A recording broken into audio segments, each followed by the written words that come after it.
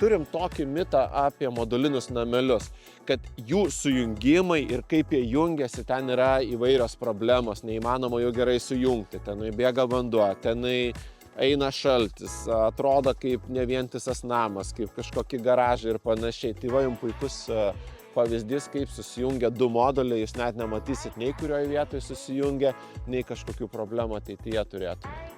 Mes iškart esam pasiruošę jau ir skardos lankstinius, ir lenteles, jas esam ir nusidažę, kad sujungimo metu per vieną dieną viskas iškart gautųsi gražiai ir nereikėtų dar kažkokių papildomų, ilgai užtrunkančių sprendimų.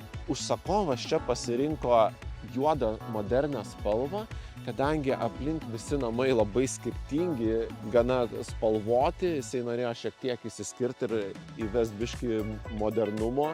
Namo frontonus uždengiam skarda, kad visgi būtų kuo daugiau tos apsaugos nuo saulės, nuo ultravioletinių spindulių, bet lygiai taip pat išliktų ir namo jaukumui naudojama mediena.